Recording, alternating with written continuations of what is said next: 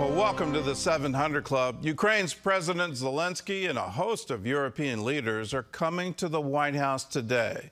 Their purpose is to see if a peace deal can come from President Trump's summit with Vladimir Putin. Well, the president's team claims Putin made significant concessions in Alaska. Critics beg to differ, calling the summit an embarrassment for America. Dale Hurd has the story. Several European and NATO leaders are coming to Washington to discuss Trump's negotiations with Putin and to prevent a repeat of the last time Ukraine's president met with Trump. That was one of the most hostile meetings ever between a U.S. president and a visiting head of state. Trump continues to pressure Zelensky, writing on Truth Social that the Ukrainian president can end the war with Russia almost immediately if he wants to, or he can continue to fight. Zelensky responded overnight, writing, "Russia must end this war, which it itself started, and I hope that our joint strength with America, with our European friends, will force Russia into a real peace." Secretary of State Marco Rubio says both sides will have to compromise. You can't have a peace agreement unless both sides make concessions. If not, it's just called surrender. And neither side is going to surrender. White House Special Envoy Steve Witkoff, who was in the talks with Putin, says the United States did get Russia to agree to stronger security guarantees, including NATO-style protection for Ukraine if it's attacked again. We were able to win the following concession, that the United States could offer Article 5-like protection, which is one of the real reasons why Ukraine wants to be in NATO. Democratic Senator Chris Murphy called the summit with Putin a disaster, embarrassment, and failure. Putin got everything he wanted. He was invited to the United States. War criminals are not normally invited to the United States. So Putin walks away with his photo op, with zero commitments made and zero consequences. What a great day for Russia. Putin is demanding Ukraine give up the Donetsk region, which Russia has failed to take by military force, for the fighting to end. Zelensky says Ukraine's constitution won't allow that. One issue to be hammered out with European leaders today is what security guarantees for Ukraine would look like and how they would be enforced. Dale Hurd, CBN News.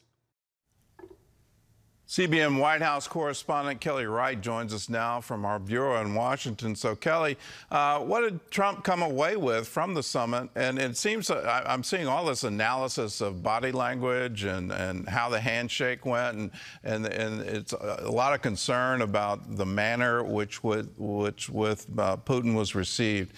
What's your take on all of this?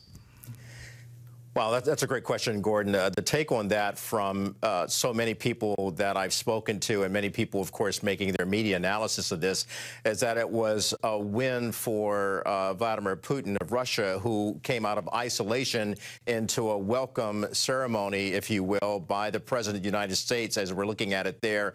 Donald Trump greeting him and patting him and then putting him inside his car, the Beast, and talking for 10 to 12 minutes, having their one-on-one conversation there inside the car before going on to have a more formalized meeting with members of the president's cabinet, as well as the members who accompanied Vladimir Putin. The bottom line, though, is that the president needed this meeting in order to start striking some sort of deal to bring peace. In his relentless pursuit of peace, he risked it all for that meeting in Alaska just a couple of days ago. And the result of that is now he's going to be meeting with Volodymyr Zelensky of Ukraine today. He'll have that meeting at 1 o'clock inside the Oval Office. He will also be meeting with EU leaders, which is very significant. That will take place today as well. All of this going on at the White House so the president can do one thing that he really hopes to do, and that's bring both of these parties to the table to negotiate a peace deal. And that is problematic for some of the EU leaders as well as Zelensky, because they want to see a ceasefire almost immediately so that Vladimir Putin can stop killing people on the ground in Ukraine. And just this past month alone, Gordon, some 20,000 Russian soldiers have died on the battlefield. So how people look at it, the optics of that meeting, They will question that. Some will be agitated and aggravated on those who are critical of it. Others will applaud it and saying that President Trump is the only person who was able to make that happen, and now they're moving forward to try to structure a more solid deal for Ukraine and Russia. What's the concern out of Europe? It seems like every single major European country is going to be represented at the meeting today. So what's their goal? What are their concerns? Well, look, you're right. Just about every member's coming here today to also shoulder and bear the burden of what Zelensky has to face, and that is that they want to be sure there are security guarantees should they go forward with some sort of land deal that Putin may be pushing for.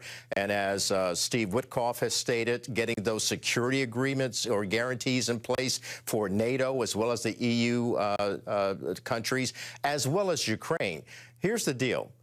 Volodymyr Zelensky is concerned about any kind of land swap and giving Putin a reward for invading his country. They have done this before, making a peace agreement with Vladimir Putin in the past, only to have him violate that. So what Ukraine wants and what the EU leaders want, Gordon, is a security guarantee for, one, more military assets that can be used offensively by Ukraine to defend themselves against Russia, as well as to have offensive weapons to even attack Russian forces right where they are. And in addition to that, making sure that EU can bolster that by putting their own military boots on the ground. And to that end, they will be appealing to President Trump, as I understand, to even ask President Trump if he will consider putting American boots on the ground. And that is something that President Trump does not want to do, will not do.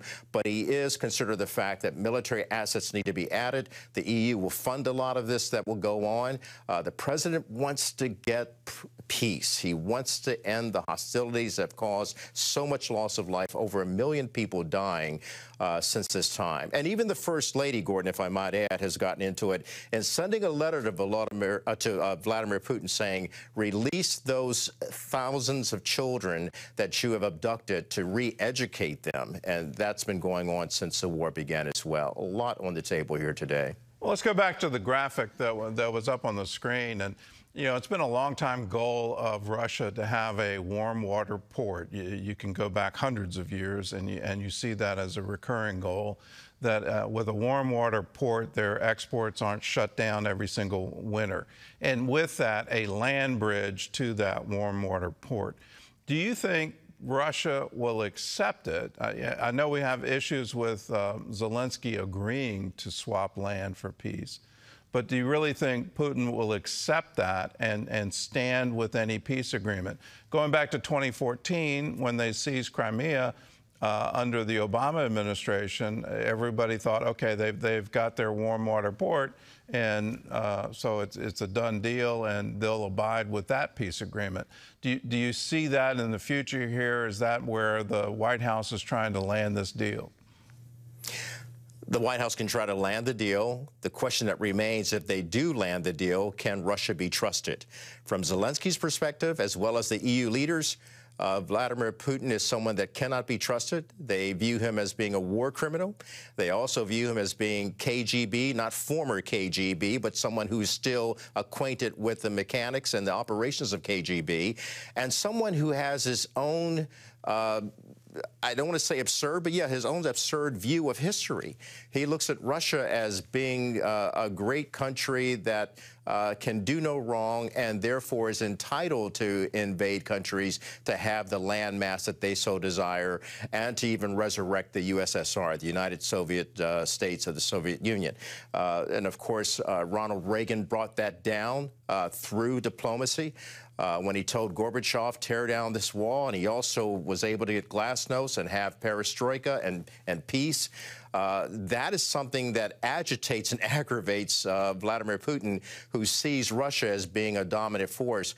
And President Trump recognizes that and is trying to broker the kind of deal that would hold peace together in Europe, because he's fearful of the fact that if Vladimir Putin is allowed to continue to do what he's doing, he will only expand that. So to your question, the answer to your question is, You could have a deal with Vladimir Putin, but those security guarantees have to be in place so that you can trust and verify and even have a way of defending Ukraine and other countries like Poland. And these countries are very concerned that Vladimir Putin could get a penchant to say, I'll attack Poland next. And European leaders are very much concerned about how do they hold NATO together and hold themselves together to protect themselves against Vladimir Putin. Well, the optics weren't lost on me that it was happening at an Air Force base. You had some of the most advanced weapons on the planet right behind them.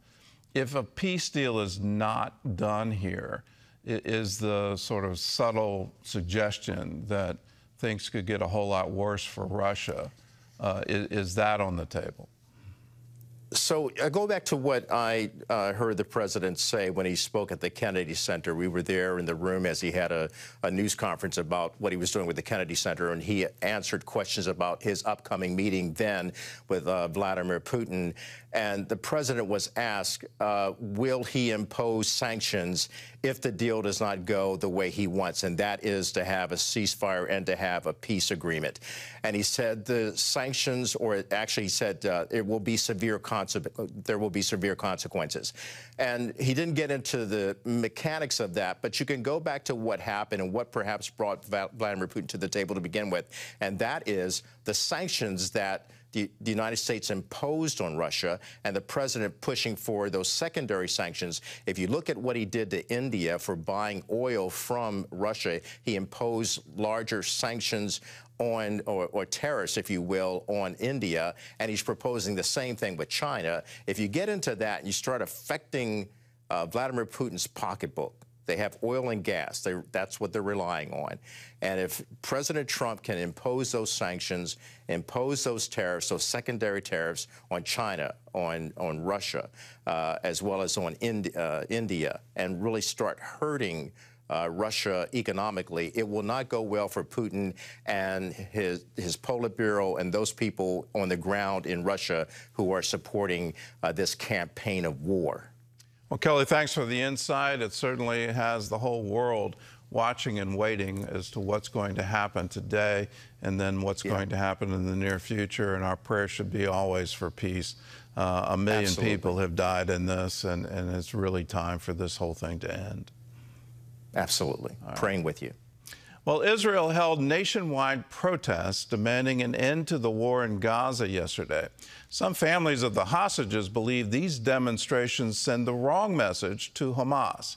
CBN's Chris Mitchell reports from Jerusalem. At a mass rally in Tel Aviv Sunday night, some hostage families pleaded with President Trump to help end the war and free the hostages. We now rise to save the hostages, the soldiers. We demand a comprehensive and applicable deal and the end of the war. We demand what we deserve, our children. And we will continue to demand until we get all of them back. Hamas released footage of Zangauker's son, Matan, who pleaded for his life. Some believe Hamas timed the release of Matan's video to stir the emotions of the nation. During the day, organizers launched a nationwide strike to shut the country down. Police arrested dozens of protesters after they blocked main highways. But family members of those killed on October 7th told Israeli radio the protests play into the hands of Hamas. One family member said, "When we go out into the streets like this, Hamas sees us falling apart from within. For a comprehensive deal, Hamas needs to be on its knees." Another said the protests sow division. The more we escalate the struggle in this way, the more we will push the country into total chaos. And in my view, we will achieve nothing except terrible division among us. Israeli Prime Minister Benjamin Netanyahu said ending the war would serve Hamas. Today, those who call for an end to the war without defeating Hamas are not only hardening Hamas's position and delaying the release of our hostages, they are also ensuring that the horrors of October 7 will be repeated over and over again, and that our sons and daughters will have to fight over and over again in an endless war. IDF Chief of Staff Eyal Zamir announced the IDF is preparing the next phase of the war. first to move the people of Gaza City south to safety and then encircle the city to defeat Hamas. 100,000 reservists have been called up for the offensive. Chris Mitchell, CBN News, Jerusalem. Now, let me just point out one fact. In Israel, you're able to demonstrate. You're able to protest against your government. You're able to have a strike. That's what they've called for. You're able to petition your government for a change in policy. In Gaza, the Gazans do not have that freedom. If they protest Hamas, they are killed. And it doesn't get any more stark than that, and the differences. I'm amazed that the democracies of the world haven't awakened to the horror of Hamas and what exactly it means to be under their rule. What does it mean for women? What does it mean for, if you're a progressive in Hamas-controlled territory, you're not going to last very long. And the very people protesting the war, calling for a unilateral ceasefire in hopes of some kind of peace deal, well, you're just not getting the point. Hamas is an ideological terror group. They're bent on murder. They want to kill Jews. They want to eliminate Israel from the map of the world. That's their express goal. Why don't we believe them and stand united against this horror? It showed itself very clearly on October 7th, and it was just absolutely brutal what they did. Why in the world would you ever try to support them, whether at the UN or in any protest? It just absolutely makes no sense to me. We have to stand with Israel. This is a manifest evil on the world stage. We have to defeat it completely and show a unified front against this terror. Not on our watch. You never get to do this again. You never get to kill the Jews.